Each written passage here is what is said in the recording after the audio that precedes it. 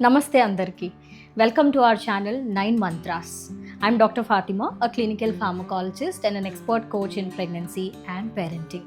ప్రెగ్నెన్సీలో జెండర్ ఎట్లా తెలుసుకోవడం, బేబీ యొక్క జెండర్ అంటే బేబీ బాయా గర్లా అనేది ఎలా తెలుసుకోవడం, ఇది చాలా థ్రిల్లింగ్గా అనిపిస్తుంది. ఆలోచిస్తేనే నాకు పుట్టబోయేది అమ్మాయా అబ్బాయా తెలుసుకుంటే భలే ఉంటుంది కదా, ఎలా తెలుసుకోవాలి ఏంటి అనేది చాలామందికి ఉంటుంది. చాలామందికి కాదు, ప్రతి ఒక్కరికి కూడా ఉంటుంది.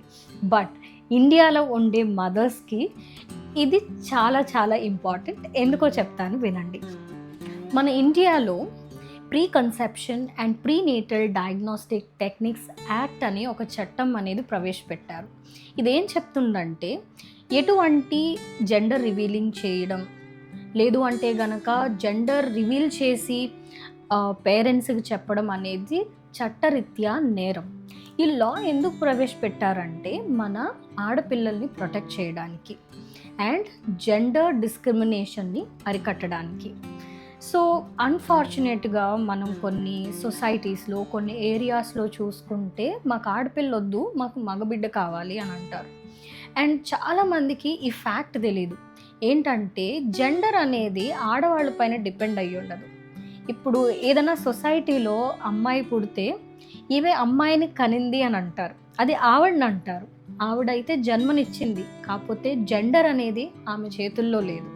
జెండర్ అనేది ఎప్పుడూ కూడా అది ఆడబిడ్డ మగబిడ్డ అనే జెండర్ ఎప్పుడూ కూడా మగవాళ్ళ నుంచి వచ్చే క్రోమోజోముల పైన డిపెండ్ అయ్యి ఉంటుంది. ఆ స్పర్మ్లో గనక ఎక్స్ అలా ఉంటుంది కదా, సో ఆ క్రోమోజోమ్ కనుక మనకి ఎక్స్ అనేది వచ్చిందనుకోండి, అప్పుడు గర్ల్ చైల్డ్ అనేది పుడుతుందన్నమాట. అదే కనుక ఆ స్పర్మ్ మనకి వై అనే దాన్ని ఇస్తే అప్పుడు బాయ్ చైల్డ్ అనేది పుట్టడం జరుగుతుందన్నమాట. సో ఇది ఫ్యాక్ట్. అంతేగాని ఈమె ఆడపిల్లను కన్నది, ఈమె ఎప్పుడు ఆడపిల్లనే కంది అని చెప్పి అనడం అనేది కరెక్ట్ కాదు. గర్ల్ అయినా బాయ్ అయినా బిడ్డే. అలా స్వీకరిస్తేనే మనకి రాను రాను జెండర్ వైజ్ ఇటువంటి డిస్క్రిమినేషన్స్ అనేవి తగ్గుతాయి. సొసైటీలో 2 జెండర్స్ ఇంపార్టెంట్, ఇద్దరూ ఉండాలి, ఇద్దరూ హెల్తీగా హ్యాపీగా ఉండాలి అనే పాజిటివ్ యాటిట్యూడ్ అనేది ముందుకెళ్తుంది. సో ఫస్ట్ అయితే మనం కొన్ని సైంటిఫికల్గా ఏమున్నాయి ఏంటి అనేది తెలుసుకోవడానికి ట్రై చేద్దాం. బట్ అయినప్పటికీ కూడా ఇది ఎప్పుడూ గుర్తుంచుకోవాల్సిన విషయం ఏంటంటే, ఇండియాలో ఇవి చట్టరీత్యా నేరం అని. మనం గ్లోబల్గా చూసుకుంటే కొన్ని కంట్రీస్ జెండర్ రివీలింగ్ పార్టీస్ చేసుకొని మంచిగా ఎంజాయ్ చేస్తూ ఉంటారు.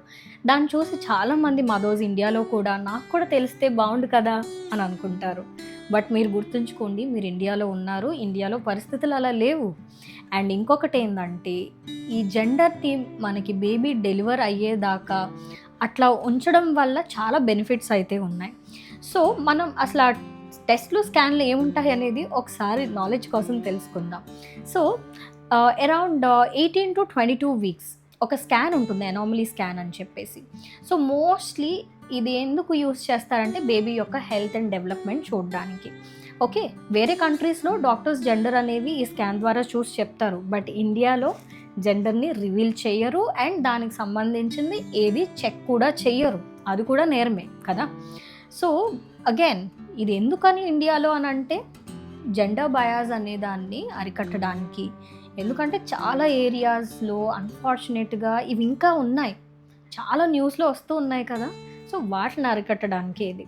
అండ్ ఇంకొక టెస్ట్ ఉంది, దాన్నే NIPT అని చెప్పి అంటారనమాట. సో ఇది ఒక బ్లడ్ టెస్ట్. ఇది జనరల్గా ఏంటంటే యాజ్ ఎర్లీ యాజ్ 10 వీక్స్ అట్లా కూడా చేయించుకుంటారు. బట్ ఇది ఓన్లీ ఏమన్నా హెల్త్ రిలేటెడ్ ఇష్యూస్ ఏమన్నా ఉన్నాయా, హెల్త్ రిలేటెడ్ అంటే జన్యుపరమైన ఇష్యూలు ఏమన్నా ఉన్నాయా అనేది చూడడానికి మాత్రమే చేయడం జరుగుతుంది. ఇవే కాకుండా ఇంకొన్ని బ్లడ్ టెస్ట్లు ఉన్నాయి, అమైనోస్టెంటిసిస్, CVS. సో ఇవేంటంటే ఏమైనా జెనెటికల్ ఇష్యూస్ అంటే జన్యుపరమైన ఇష్యూస్ ఏమన్నా ఉంటే అవి తెలుసుకోవడానికి చేయడం జరుగుతుంది. ఇండియాలో మళ్ళీ చెప్తున్నాను, ఇటువంటి టెస్ట్లు అనేవి స్ట్రిక్ట్గా మెడికలీ ఏమన్నా అవసరాలు ఉంటే మాత్రమే యూస్ చేయడం జరుగుతుంది. అండ్ ఇంకొకటి ఏంటంటే, ఇండియాలో ఎవరూ కూడా ఈ టెస్ట్ని జెండర్ రివీల్ చేయడానికి యూస్ చెయ్యరు. అంత స్ట్రిక్ట్గా ఈ లా అయితే ఉంది. ఇది ఎప్పుడూ కూడా గుర్తుంచుకోండి. ఇన్ని టెస్టులు ఉన్నప్పటికీ కూడా ఎప్పుడూ కూడా మన ఫోకస్ అనేది జెండర్‌ని పక్కన పెట్టి మదర్ యొక్క, బేబీ యొక్క హెల్త్ పైన మాత్రమే ఉండాలి. నేనొకటి చెప్తాను వినండి. ప్రతి మదర్‌కి కూడా మదర్‌హుడ్ అనేది చాలా ప్రెషియస్‌గా ఉంటుంది. అది బాయా, గర్లా అనేది పక్కన పెడితే ఈ జర్నీ అనేది యూనిక్, చాలా స్పెషల్ లైఫ్‌లో. సో, దాన్ని ఆస్వాదించడానికి ట్రై చేయండి. జెండర్‌ని రివీల్ చేసుకోవడానికి కాదు. ఓకే. మనం 2021 సెన్సస్ చూసుకుంటే ఈ రేషియో అయితే ఏదైతే ఉందో అది ఇంప్రూవ్ అయిందనే చెప్పాలి. సో, ప్రతి 1000 మంది అబ్బాయిలకి 1020 మంది అమ్మాయిలు ఉన్నారు. సో, ఇంత ఇంప్రూవ్ అయినప్పటికీ కూడా ఇంకా చాలా అనేది చేయాల్సి ఉంది. జెండర్ ఈక్వాలిటీని ప్రమోట్ చేయడానికి ఇంకా ఎక్కువనే మనం వర్క్ చేయాల్సి ఉంది. ఇప్పుడైతే మనం కొన్ని ఫన్నీ మిత్స్ అండ్ ఫ్యాక్ట్స్ అనేది చూద్దాం. చాలామంది చెప్పే ఉంటారు, మీ గ్రాండ్ మదర్స్, ఆంటీస్, నేబర్స్, ఇంకా ఫ్రెండ్స్ అండ్ ఫ్యామిలీ. సో, రకరకాలుగా ప్రెడిక్ట్ చేసి చెప్తూ ఉంటారు, హే నీకు బాయ్, నీకు గర్ల్ అని చెప్పి. ఫన్నీగా ఉంటుంది. అవేంటి అనేది చూద్దాము. బట్ ఒకటైతే నేను చెప్తాను, ఇవి సైంటిఫికల్గా అయితే బ్యాక్డ్ కాదు. జస్ట్ మనకి ఇట్లా మాట్లాడుకోవడానికి ఫన్నీగా ఉంటుంది. ఏదో మీ ఎక్సైట్మెంట్కి వాళ్ళు అలా చెప్పడానికి కాస్త ఏదో అలా అనిపిస్తుంది, కానీ ఇవైతే సైంటిఫికల్గా ట్రూ కాదు.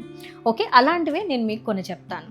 సో, ఒక మిత్ ఏంటంటే, మీ టమ్మీ గనుక ఒకవేళ అది పైకి ఉంటే మాత్రం గర్ల్ అని చెప్తారు, అదే కిందకుంటే బాయ్ అని చెప్తారు. సో, ట్రూత్ ఏంటంటే, ఈ టమ్మీ పైకుందా కిందకుందా అనేది జెండర్ని డిసైడ్ చేయదు. ఓకే, ఇలా పైకి కిందకు ఉండడం అనేది మీ బాడీ టైప్ పైన, మీ మజిల్ టోన్ పైన డిపెండ్ అయి ఉంటుంది.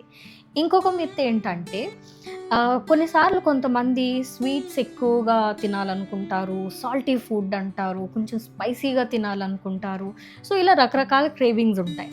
సో, ఏం చెప్తారంటే, ఒకవేళ మీరు కనుక సాల్టీ ఫుడ్కి ఎక్కువగా తినాలని అనిపిస్తే మాత్రం మీకు బాయ్ అని చెప్తారు. అదే కనుక స్వీట్స్ తినాలని ఉంటే మీకు గర్ల్ అని చెప్తారు. అంటే గర్ల్ స్వీట్ అనేమో.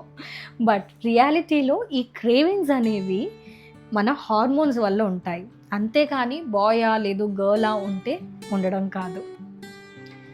ఇంకో ఫన్నీ థింగ్ చెప్తాను ఏంటంటే, ఇలా రింగ్ తీసుకుని, ఓకే, సో ఇలా రింగ్ తీసుకుని దీనికి ఒక థ్రెడ్ కట్టి టమ్మీ పైన ఇట్లా ఉంచితే, ఓకే, ఇది కనుక ఇలా రౌండ్గా తిరుగుతుంది అనుకోండి, ఓకే, గర్ల్ అని చెప్పంటారు. ఒకవేళ ఇలా ముందుకి వెనక్కి తిరుగుతుంది అనుకోండి, బాయ్ అని చెప్పంటారు. అఫ్కోర్స్ ఇది మళ్ళీ సైంటిఫికల్గా ట్రూ అయితే కాదు. ఇది చాలామంది వినే ఉంటారు, అదేంటంటే హార్ట్ రేట్ పైన. సో, కొంతమంది ఏం చెప్తారంటే, బేబీ హార్ట్ రేట్ కనుక 140 బీట్స్ కన్నా ఎక్కువ ఉంటే అది గర్ల్ అని చెప్పి, దానికన్నా తక్కువ ఉంటే అది బాయ్ అని చెప్పి చెప్తారు. సో, ఇందులో ఎటువంటి వాస్తవము కూడా లేదు, ఎటువంటి స్టడీస్ కూడా దీని ద్వారా జెండర్ తెలుసుకోవచ్చు అని చెప్పి ఎక్కడ చెప్పలేదు కూడా. అండ్ ఇంకొక ఫన్నీ థింగ్ ఏంటంటే, చైనీస్ క్యాలెండర్. సో, చాలామంది చైనీస్ క్యాలెండర్లో చూశాను, నాకు బాయ్ అంట, నాకు గర్ల్ అంట అని చెప్తారు. ఏదో వాళ్ళ సంతోషం కోసం ఇది అది చూసి ఏదో ఎక్కడన్నా ఏమన్నా దొరికిద్దేమో అని ఏదో ఒకసారి చూద్దాం కదా అని చెప్పి ట్రై చేస్తూ ఉంటారే, కానీ ఇది కూడా ట్రూత్ ఏమీ లేదు దీనిలో కూడా. రిలాక్స్ అవ్వండి. అది బాయ్ అయినా గర్ల్ అయినా ప్రెగ్నెన్సీ జర్నీ అనేది చాలా యూనిక్గా, స్పెషల్గా ఉంటుంది అది లైఫ్లో కదా. సో, మీ బేబీ ఎప్పుడు కూడా మీకు హ్యాపీనెస్ని, ఇంకా మంచి మెమరీస్ని ఇస్తారు. అది ఎప్పుడు గుర్తుంచుకోండి. అది బాయ్ అయినా గర్ల్ అయినా it doesn't matter. So, parents, ఇండియాలో జెండర్ రివీలింగ్ అనేది చట్టరీత్యా నేరం. దీన్ని గుర్తుంచుకోండి. దీనిపైన అవగాహన ఉండడం చాలా చాలా ఇంపార్టెంట్. మీతో మాట్లాడుతుంటే టైమే తెలియట్లేదు. మీకు గనక ఈ వీడియో నచ్చినట్లయితే తప్పకుండా లైక్ చేయండి, షేర్ చేయండి, సబ్స్క్రైబ్ చేయండి. మీకు ఇటువంటి pregnancy, parenting and baby care పైన ఇంకా కంటెంట్ అనేది వస్తుంది. నాకు తెలిసిన మిత్స్ అయితే చెప్పాను. మీకు ఇటువంటి మిత్స్ ఏమన్నా తెలుసుంటే, ఇంకా ఫన్నీవి, ఇంకేమైనా మీ సొసైటీస్లో ఏమన్నా ఫన్నీ మిత్స్ ఏమన్నా ఉంటే మాత్రం కమెంట్ చేయండి. I would love to see your stories too. Thanks for watching. I'll see you in my next video. Till then, take care.